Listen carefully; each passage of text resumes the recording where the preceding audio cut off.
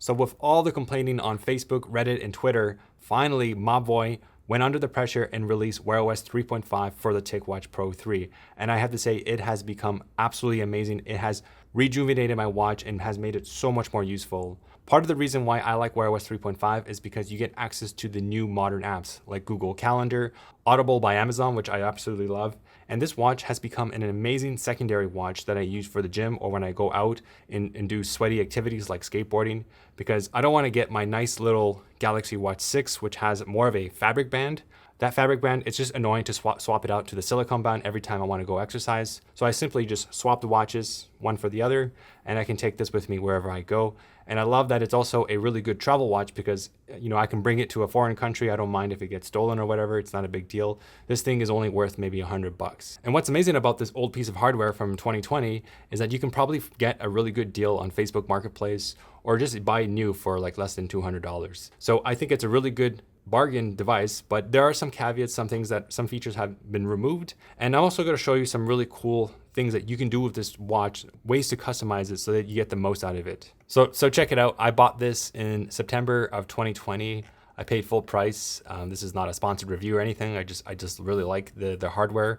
I really like the reflective display. To me, that is the key thing. So this is something I dearly miss with the Galaxy Watch 6 is this reflective display. And this is the main reason why I bought this watch over, let's say, the Fossil back in 2020. So stay tuned to the end of this video. I'm going to go through all the things that I've done to improve the usability of the Ticwatch Pro 3. For example, putting on a voice assistant. Another app I made is the ability to bind two functions to one physical button, which is very lacking on this because they remove one of the ways to customize the physical button, which is a big downside, but I fixed it and you can see that you can have your pay and your watch. And then some apps that I highly recommend. For example, the Pixel Watch is really, really good. I really recommend getting that one over there. So let's review the Ticwatch Pro 3 with Wear OS 3.5.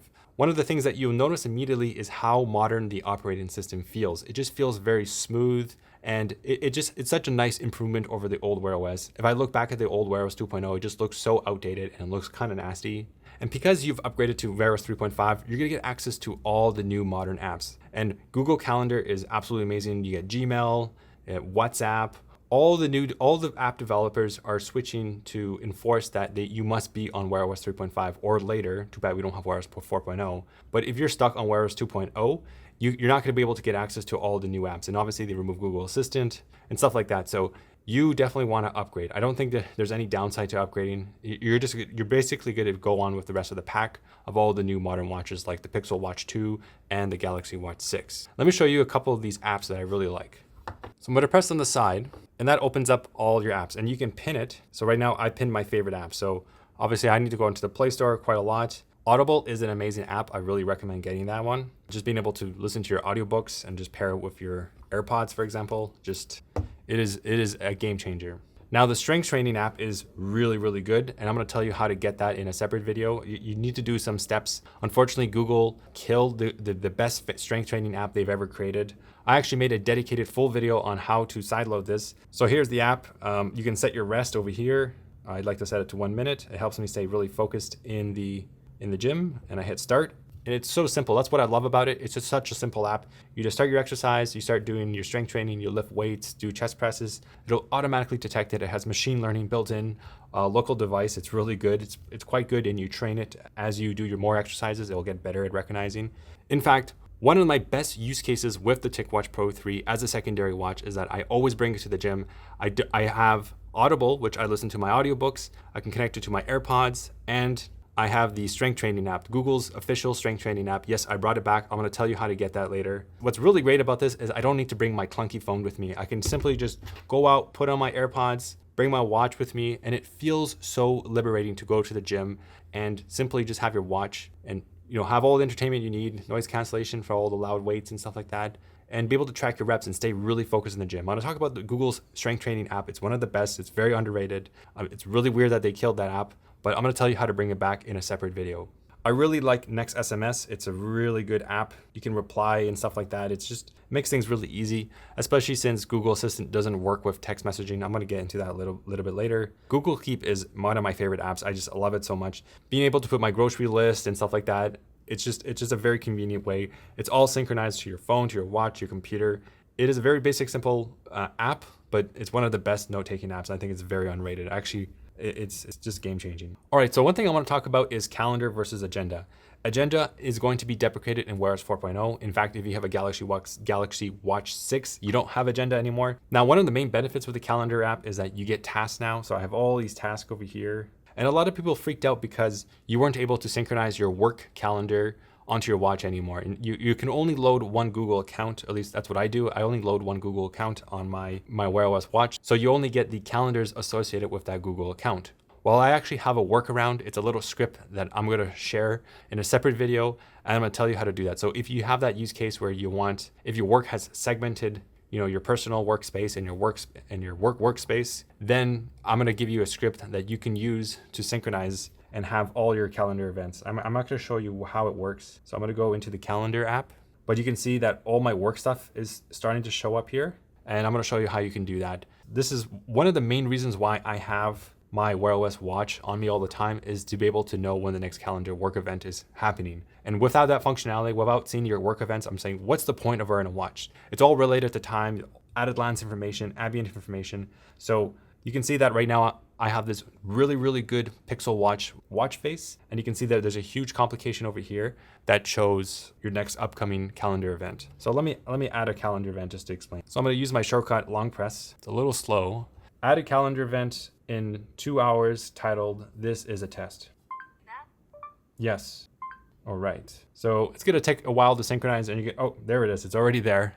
You can see my calendar event. So this is why I love the Wear OS watches, because you get your added glance information. You can see it's 0 degrees. You can see my battery. You can see the date. Like, all this information is so useful when you're out on the go. Now, sadly, you do lose gestures. Is one of my favorite things about Wear OS 2.0 is that whenever you get a notification, let's say I have some notifications over here, you're able to kind of like flick your wrist like this. Like, I'll try and demo it here. You flick your wrist. I obviously can't do it on the Galaxy Watch 6 or the Pixel Watch. It doesn't matter what manufacturer you're on. Unfortunately, after Wear OS 2.5, they just took away that feature. So Google, please bring it back. I think being able to hands-free see my notifications is so essential. So you saw me use the Google Assistant. You do have to use a special app. I'm gonna show you that right now. So here's the app. I'm gonna share a link. It's the Google Assistant Go shortcut, and you have to sideload the Google Assistant Go version 2.8. Now, all the information is in the link in the description, so don't worry about all the details. But just know that you have to install a couple apps in order to get this working, and it's pretty easy. You need to install something called ADB on your computer, or you can use some other way to install it. It's all documented for you to check it out, but I'm going to show you how it works. So there's actually a secret voice assistant binding. They don't tell you this. It's kind of hidden. So if I long press, it's going to open up, and then I have my Google Assistant, which is absolutely amazing. Now, there's some limitations. I explained that in the documentation over here, but you'll be prompted, you can see here, if you have another Google Assistant like Amazon Alexa, just make sure you choose the one over here. Amazon Alexa is quite good. I do recommend checking it out, but I found it really slow at times and not as responsive as Google Assistant. There are limitations, like here are all the limitations. I'm not going to go into it. I'm going to make a separate video on how to do that. And here's how you install it. So yeah, you can see here, this is the customized watch buttons. It's an empty screen. So here's the Pixel watch face. You need to download a specific version. I'm going to show you how to do that in just a second, but this is one of my favorite watch faces. And unfortunately, it does not work with the Galaxy Watch 6, which is absolutely crazy, but at least they have their own really good custom native watch faces that have all the complications. Like, for example, you can see here, I mean, it has some really nice complications there. You can see the event and the weather. So I'm not complaining, but if you're on the Ticwatch Pro 3, I highly recommend getting this one. It's called the Utility. I mean, this is a Wear OS watch. You want the most utility. So what you can do is you can customize the color. You can also customize the layout. You can see different various layouts and stuff like that. Let's try this one here. So yeah, different layouts and stuff like that. I like this one here because I have my upcoming events, which is very handy. I can just quick add a glance information. And then you can obviously adjust the complications. So for example, you have all these other complications over here. Here's some more just to show you what it's like. And it's very useful. This is one of the most useful watch faces. It's just very clean, very nice font. It's just so good. So you're gonna rip the Pixel watch face onto your Ticwatch Pro 3. It's very easy to do it. Don't worry. You're gonna sideload using ADB and stuff like that, or we use Where To Installer, which is an app that someone else created that you can just sideload APKs. APKs are just applications for Android. So another really underrated design of this watch, and maybe this is by accident, is that I really like that this is plastic over here. So when it rests against my skin, it doesn't give me any rash or sweatiness. It really works well in kind of active sports and stuff like that. So this is absolutely amazing. It feels very comfortable. When I was using the Ticwatch Pro 5, I found that the sensor on the rear was a little bit too sticky for my skin. I probably would have got used to it. Another thing I really like about this, specifically this watch, is the native silicone band. Once you work it in, it is so nice and soft, and it just kind of yucky right now. It's kind of gross. I should wash it a little bit more. That's the beauty about this. I don't mind, putting all types of chemicals on it to clean it off when I go to the gym and stuff like that. But this silicone band is one of the nicest, smoothest silicone bands. It's really great for working out. I actually went skateboarding with this watch the other day, and I just don't feel it. So unlike this one over here, this is like more of a fabric. And I do have the silicone band from the official Galaxy Watch 6, but it's just too annoying to have to swap it out. The little pin at the back is just way too annoying. I'd rather have this little backup and just swap between the two. The thing with Ticwatch Pro 5's band was that it was bigger. It was 24 millimeters. It's super wide. This is only 22, so it's a nice size. It's more lightweight, and it wasn't as stiff. But then again, it was a new watch, so maybe it would have worked in and broken down over time and got to that nice smooth silicone. I just love it so much. So this is the app that I created. Basically, it binds the bottom button to a single tap. And what you can do is that based on the ambient, so if it's dark inside your room, or say in a dark environment, it's gonna turn on the flashlight. And I have to say, when I'm going up to go use the washroom in the middle of the night, having a flashlight on my wrist and not relying on my phone is so essential. I use the flashlight so many times, and it's so convenient to have it on the wrist. So I need to bind that to a physical tactile button. So that's one of my features. Another feature I need is to be able to quickly pay. Let's say you have, people behind you, it's chaotic. You don't want to reach into your wallet and take out your card, or maybe take out your phone. It's just too many steps. So being able to bind it to a tactile button on your watch and then quickly just boop, just pay, that is extremely convenient. So those are the two main cases. And thankfully, those are the only functions that I truly need on my wireless watch. Of course, the voice assistant works. So I'm going to show you how the hardware controls work. Even though you can't customize it, you actually can, and there's apps on how to do it that I created. So I'll show that, and it's all in the link in the description. So the first thing you want to talk about is tapping the top button over here. It does your standard stuff. So it's going to open up your apps. Like I said, you can pin them at the top. If you double tap, nothing really happens. If you long press, nothing happens. So unfortunately, those are not bindable. It does make the screen really bright for some reason. So that's all you get at the top. It's kind of useless. I think if you long press and get into the power menu, there you go. So yeah, that's unfortunate. So everything seems to have gotten down to the bottom button. Now there's no back button, unlike the Galaxy Watch 6, which uses this over here. This is the back button over here. So this is the back button for the Galaxy Watch 6. We don't have that here. All you have to do is swipe to the left. So let's say if I open this up, I just swipe and then swipe. That's how you exit out. Now, if you want to see your recent apps, you can tap this over here, this side button, the one over here, the bottom one. But in my case, I have it bind it to my special app, which is a 2-in-1 functionality. You can see that it opened up Google Pay, and I don't have it set up right now because I'm doing this demo and it'd be annoying to have to enter my PIN code all the time. But normally it would open up Google Pay. Now, if I cover the screen, I'm not gonna set a PIN, just for demonstrations, then you can see the app detected that it was dark and it turns on the flashlight for 45 seconds. And you don't need to install any third-party apps. You just need to install this one app. You basically get 2-in-1 functionality for the bottom left button, single click. The next shortcut is long pressing the bottom button. This has replaced the top button. Before on the previous Wear OS 2.0, I think it was long pressing the top button would enable the voice assistant. It has moved down.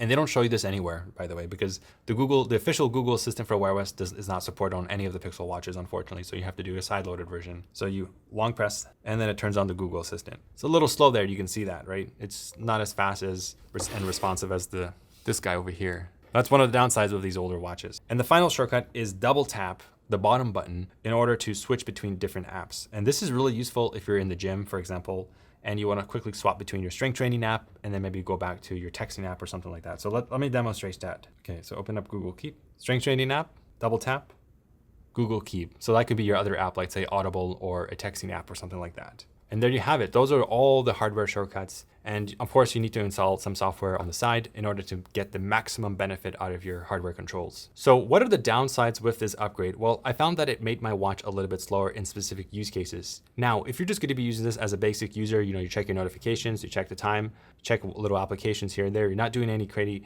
multitasking, it is totally fine. So don't worry about it.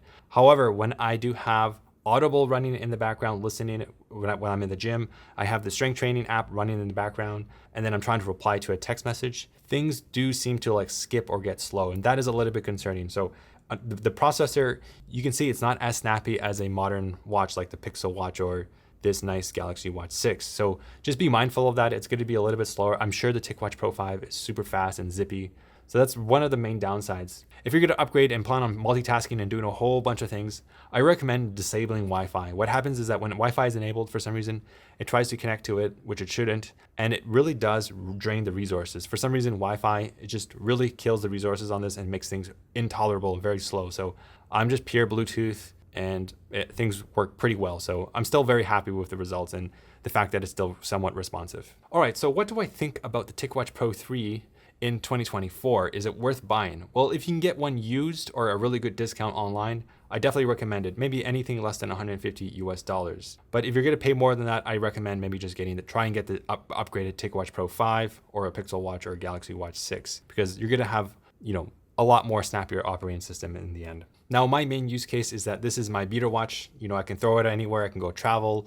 I can go do really sweaty workouts with it. I don't mind if I smash it on the ground if I'm skateboarding or whatever. And the best of all, I love being able to pair it to my AirPods and just go to the gym without my phone and have the best strength training app in the world, and listen to my audiobooks and YouTube music or whatever I want. So it has become such a joy to have two watches. I never thought I would need two watches, but it works out very well for me. So let me know in the comment section down below, what are you gonna do with your Ticwatch Pro 3? Are you gonna sell it? But I had a lot of trouble trying to sell it. A lot of lowballers, $170 I would get maybe.